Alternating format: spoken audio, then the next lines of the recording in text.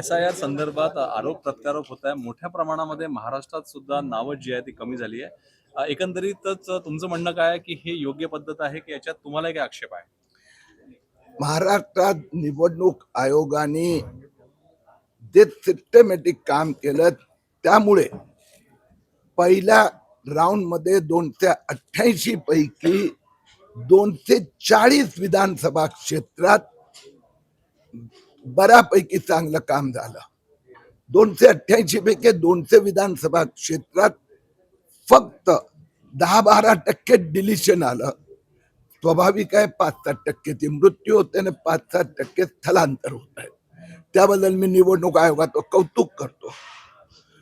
जे महानगर आहेत, नागपूर असो, पुणे असो, मुंबईचा काही भाग असो, तिथे थोडी कार्यपद्धतीत तालमेल न झाल्यामुळे महाराष्ट्रात असे शहरी भागातल्या 47 विधानसभा आहे की जिथे 1 सप्टेंबरला जी मतदार यादी प्रसिद्ध होणार त्यात सुमारे 30 ते 35% नावं या 47 विधानसभेची डिलीट झालेली असेल. उदाहरण नागपूर शहर लोकसभा, आम्हालाही थोडी चिंता वाटते. 25 लाख मतदारांपैकी 9.5 लाख मतदारांची नावं या मतदार यादीत नसेल. म्हणून मी मतदारांना पण एक अपील करू इच्छितोय की महानगराचा मतदारांनी 1 सप्टेंबर ते 1 ऑक्टोबर पर्यंत पुन्हा त्यांना संधी दिली जाणार, त्यावेळी त्यांनी आपला फॉर्म भरावा. सर, एक लोकल प्रश्न आहे की तुम्ही आग्रही असता, केंद्र सरकारने कायदा केलेला आहे की वंदे मातरमची 6 कडवी गायली गेली पाहिजे. काल नागपूर महानगरपालिकेच्या सर्वसाधारण सभेत फक्त वंदे मातरमची 2च कडवी गायला गेली. वंदे मातरम राष्ट्रीय गान म्हणून आता भारताच्या लोकांनी आनंदाने स्वीकारलं नाही, अभिनंदन केलं आहे.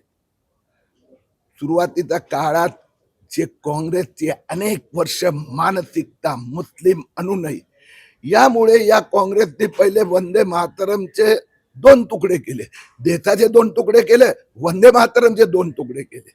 आणि त्यानंतर गांधी परिवारात राज आलं, गांधी नेहरू परिवार, त्यांनी तेही उडवलं. आता पुन्हा वंदे मातरम सुरू झालं आहे.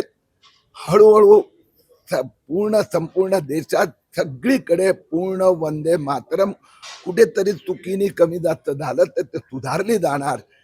परंतु काँग्रेसची चूक नाही आहे. ते तर असं समजतात इस देश के हम बाप है, हम मालिक है, आणि अशा पद्धतीने काँग्रेस देशाचे तुकडे, वंदे मातरमचे तुकडे हे भारताची जनता सहन करणार नाही. खरं तर काँग्रेसने ठराव सुद्धा घेतला का आम्ही आताही 2च कडवे. मी सांगितलं ना, काँग्रेसने तर ठरावाने 2 तुकडे केले. जे अर्ध वंदे मातरम पण उडवलं होतं ना.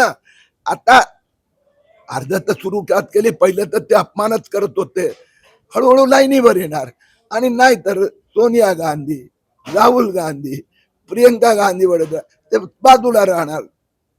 देश आगे जाएगा, वंदे मातरम का जयगान होगा. तुम्ही आता बोलले की नितीन गडकरी यांच्या मतदारसंघातल्या 25 लाखांपैकी 9.5 लाख मतदारांची नावं गायब आहेत. यात कोणाची चूक वाटतं? भाजप मिशन मोडवर सगळं SIR करण्यासाठी आग्रही असताना देखील 9.5 लाख मतदार कमी होते. मी दोन्ही बोललो. 288 पैकी 240 विधानसभेत खूप चांगलं काम झालं. 47 विधानसभा मी जसं सांगितलं, मुंबई शहरातल्या 10-12 आहेत, नागपूर आहे, पुणे लोकसभा, नागपूर लोकसभा, ठाणे, कल्याण, डोंबिवली, तिथे थोडे कमी पडले आहोत 47 विधानसभेत. त्यासाठी इथे वर्कशॉप पण आहे. आज या 47 विधानसभेत भाजप विशेष लक्ष देणार आणि सप्टेंबर महिन्यात पुन्हा नोंदणी सुरू होणार, इथली त्रुटी दूर करणार. लोकशाही मराठी ऐका, पहा, जागरूक रहा.